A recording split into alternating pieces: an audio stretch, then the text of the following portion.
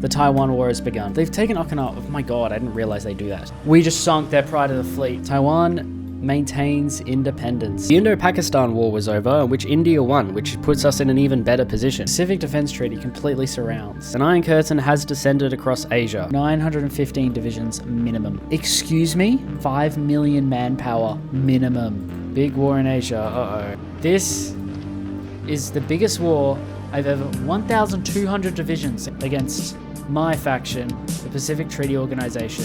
This is my biggest naval invasion I've ever done. Everywhere they could possibly be dropped. Nice. Let's pray they work. Let's pray they work. Hello guys, welcome to part 2. Now, where were we? Right, we're about to invade China, but we still have a few years to prepare and I need to take advantage of them. Unfortunately, our society development has slipped into corruption. We need to increase societal development. It's too low. When I was recording this, I still wasn't aware that China had so many divisions, so I was really complacent, confident enough that I just started scrolling on Instagram Reels. I need to increase things that help societal development. But this is when I came up with the idea of building a spy network across China. China might have a friend, but that doesn't matter. The Pacific Alliance is too strong. I got another spy and set him up in Beijing. Unfortunately for me, China has a very good counterintelligence network, which tends to be the case when you're a country built like Oceania out of 1984. So I couldn't begin to see how many divisions they had until I got a stronger network. Alright, limited rehabilitation programs. We're trying to get societal development. Can I get better military intelligence? So okay, if I keep increasing my military intelligence, eventually I'll see them. Oh, we're off corrupt society. Okay, we're on stabilizing integrity. We gotta get above that though. Once I built my network enough, then came the moment of seeing how many divisions they actually had. Oh, we actually have intel on their army. 742 to 1,500? Excuse me? Excuse me? Immediately starts training more divisions, which I desperately need considering I have a measly 120. You bet we're gonna go fierce training program. We gotta get these divisions up. Now, you're probably wondering, it's 1935, the Great Asian War probably should have begun by now. China, for some reason, are not doing the focus to start the Great Asian War. So I have to tag over and start it for them, otherwise it'll never begin. But this gives me the unique opportunity to start the war whenever I want. 426 boats max. We have 306. They might have more boats than us. By now, I've built an intel network across the entirety of China, which allows me to see where they have most of their divisions deployed, and it isn't a surprise that a lot of them are in Pakistan against India as well. Look at this. We're now advancing prosperity. We were once corrupt, but now we're not. This is going to be some dystopian war. This war right here we're doing is definitely some dystopian level shit. Yeah, we need a lot of boats to repair. I just realized 51 are repairing. Dude, I feel like I'm cutting it close. There's a lot of things I forget that I need to do. I've had all this time to repair the boats that got damaged from the first Taiwan War, and I've just Anyway, I also began doing some of the operations like sabotaging industry in China and whatever. Well, at least doing the spy... yeah, well over 1,000. 1,100.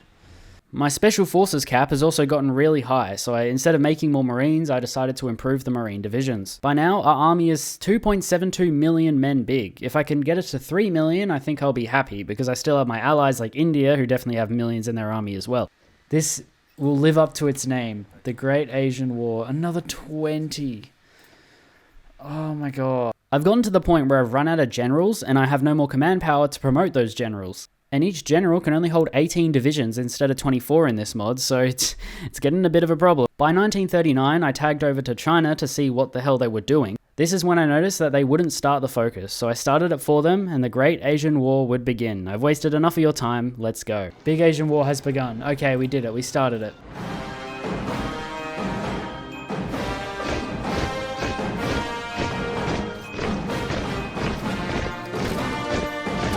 War in Asia. Uh-oh.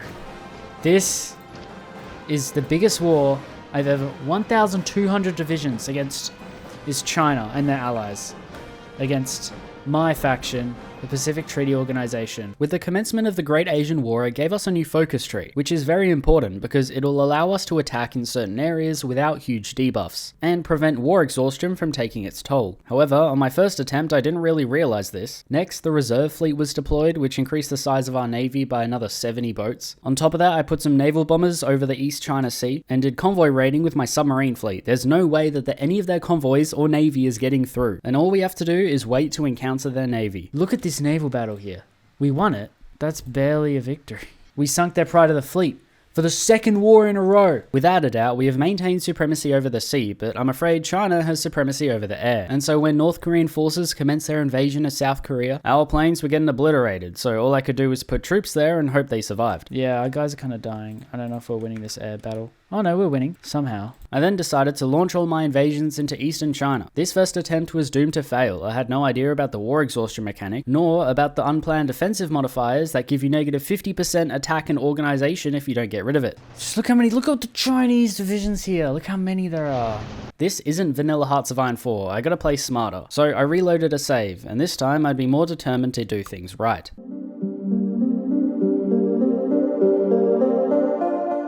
I'm going to quickly go over the most important things that determine the course of this war. Firstly is the primary and secondary targets. These are victory points that we must hold at the same time in order to win the war. Since we got all of the Indo-Chinese nations on our side, the only two secondary victory points we need are Islamabad and the one in Nepal. The primary targets are in eastern China and then North Korea's capital. Next is war exhaustion. Every 200 or so days our army will get debuffs. But if we keep capturing victory points, our timer will be delayed and China's will be sped up and vice versa. Lastly are the operations, where we have to choose them before we attack in a certain place to get rid of the unplanned offensive debuffs and also get some bonuses. My next attempt wasn't much better, but I did make some progress. I found you could naval invade Korea and advance pretty far, while setting up invasions into China where only primary targets are is the best way to go. I was also beginning to understand the planning offensive mechanic, where if you did it you'd also get divisions that rise up in that area. Unfortunately, my attempt failed because India looks like this, so now I know I also got to commit troops to defend India. They single-handedly become the bane of my existence in the alliance. I think we're better off without them. Unfortunately, India is the only country with nukes, so we have to keep them.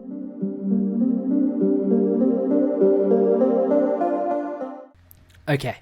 You know it's bad when I've actually gone and put the effort in to change my divisions. You know I'm struggling. I never put that effort in. But I've gone ahead and changed my templates a lot. You can see I haven't set up a single invasion because I'm going to set up invasions as we go, and I have a whole field marshal army dedicated to Marines. I actually went on the internet to see what divisions would be good for the Fire Risers. This tank division, okay, that's the tank. I got this other tank division, and then we got this motorized division, which isn't anything special at all. That's more just like my infantry division. If it's not exactly the meta, it's probably because I didn't have the equipment for it, so you can stop typing your comment.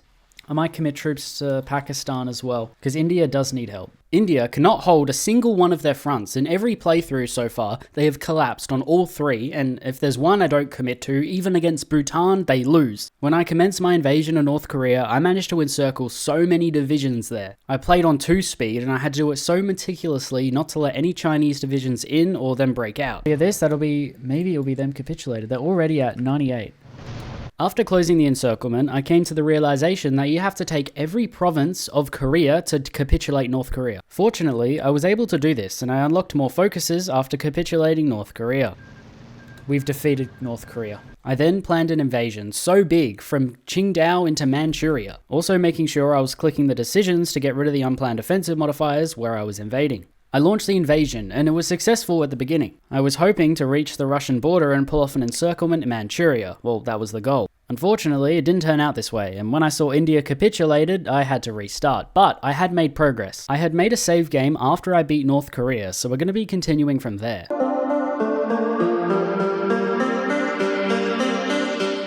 If you look at the casualties here, I mean, I haven't even taken 100k, and I've given China 1.3 million. And we defeated North Korea already, so I got that out of the way. It's 28th of July, 1940. Wait till my green army gets there. I'm not going to push into Manchuria, just because we have the unplanned offensive modifier, and I'm not really trying to do that. I could try and push further into Manchuria when we get the focus, but the problem with that is that by the time I do the focus and, you know, secure a foothold in Manchuria, and then do the decision to get rid of the modifier, China have already moved all their divisions there. So it's like, it's just a stalemate, and it doesn't matter. Now, this is going to be my first critique. I loved this theater until this unplanned offensive modifier thing happened. We don't have the freedom to invade wherever we want, whenever we want, which makes the creativity of, you know, doing different battle plans so fun. I would have loved to take advantage of that encirclement in Korea and then push into Manchuria even further, but with that modifier, we can't, and we have to wait like 35 days and then another 15 just to remove it. By then, China have all their divisions there, so there's no point. I had to commit more divisions to India, sacrificing all of my divisions on Indochina. Keeping India alive takes 2/3 of my manpower. It's such a drain. But I've gotten to a point where I'm holding India and holding Korea with still some army free to invade. We are going to try a different approach. I went back to the idea of invading all of the victory points at once, and I could do that because I can remove the modifier of all the areas at the same time. But a few days before I would land, I would also launch nuclear weapons on all of the targets in China that I could. Place you can drop a nuke in China, I just dropped a nuke. Oh my god. Oh, we're gonna survive. We're gonna... Oh my days. With the nukes deployed, the invasions commence simultaneously. I mean, this is the ultimate blitzkrieg if you think about it. All the primary targets are not that far from the coast, so if I could just grab them, then we might win. Alright, there we go. Invasion here. We've encircled this, which is perfect. We're going to take Beijing, hopefully. I've never taken Beijing, though, before, so it's going to be new. Going to take Nanjing. This looks good. Yeah, they got no one there in Nanjing. We should take that. And then we've taken Hong Kong already. We're going to take Guangzhou. Just need to do a little bit more attacking. The only city that was left standing was Beijing, but they are ready to defend that. It seems like they have 100 divisions just waiting for me to invade there. Unfortunately, we failed to get it, but the other two invasions were doing really well. Unfortunately, they're going into unplanned offensive terrain, and there's no way to get rid of those modifiers more inland in China. If I didn't have to defend bloody India for them, I could have got... Look how many divisions I could be adding onto the front right now. But there was no point in continuing that invasion, so I have to try again.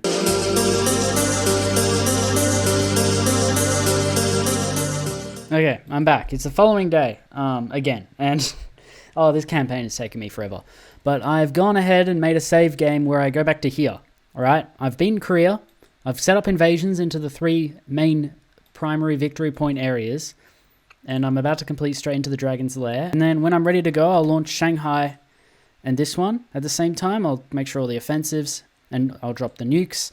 And then once we've completed straight into the Dragon's Lair, I'm going to go into Beijing. Let's just do spiritual mobilization. Keep adding the war exhaustion.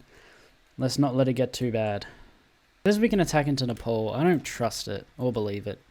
I'm sorry, but we're not taking Nepal. It's like hundreds of divisions in the Himalayas. Like, what am I supposed to do? Although, we just have to take one province, their capital, and if we take it, they capitulate. However, I put green air over Nepal, and I'll keep attacking just in case we do take that one province. I think it's time we plan all the offensives. Planning all the offensives. I launch the nukes and commence the invasions. And then I realized I probably should do them one at a time because it'd be easier for me to manage, but it's not as cool as launching all the nukes at the same time and then doing all the invasions at the same time. So, to Beijing. Aggressive. Now. While I was on my way to Beijing, I managed to secure Hong Kong and Shanghai. We actually might take Beijing this time. We might take, instead of trying to take it straight away, I wanted to encircle it first so we could secure it and besiege it. We got it. Battle of Beijing. Yes. Have we? No, not yet, but it's really close. We got Beijing. That's all of the primary targets. We better not need secondary targets, I swear to you. It turns out we do need secondary targets. There's only 3 secondary targets we need. The capital of Myanmar, Nepal, and Pakistan. So as long as I can hold those cities in China and take the secondary targets, we would win the war. I cannot believe we take all the primary targets and it's not enough. It's not enough. See, India's just impossible to keep alive. You can't keep India alive. I can't. And then a miracle happened. After attacking Nepal long enough, we actually took the province that contained their capital, capitulating them entirely and freeing up a space to go into Tibet. But then doing those invasions helps relieve pressure on the fronts like this. There we go, there's Kathmandu.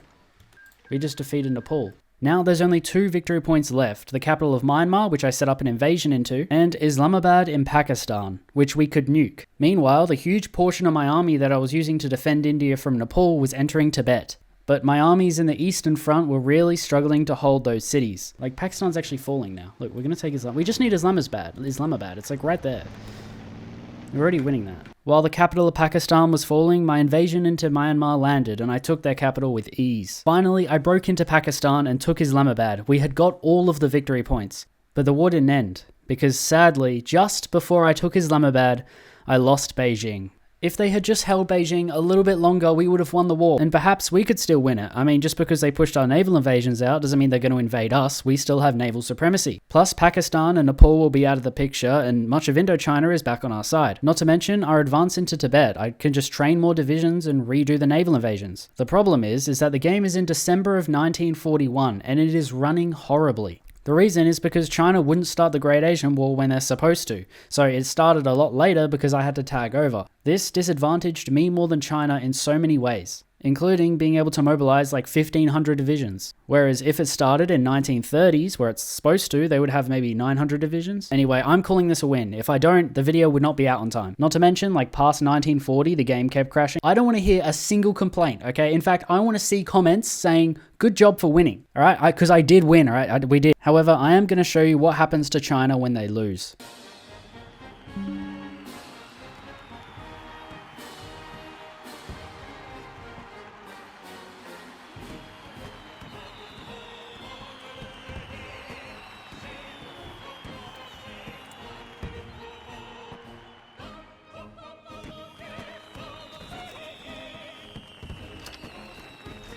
China then proceeds to break up in a sort of TNO situation, where Taiwan doesn't become the new Chinese government, instead it's just a bunch of warlords once again. I mean, it would have been cool to see the Republic of China back in charge of, well, much of China, and say Tibet, Xinjiang, Manchuria all became independent again, and then India decides to leave our faction and become their own South Defense Initiative. But yeah, Japan comes out of the war with a Korean and a Taiwanese puppet and some very strong allies. Anyway, thank you guys so much for watching this video. I hope you enjoyed my victory, and I will see you guys in the next one.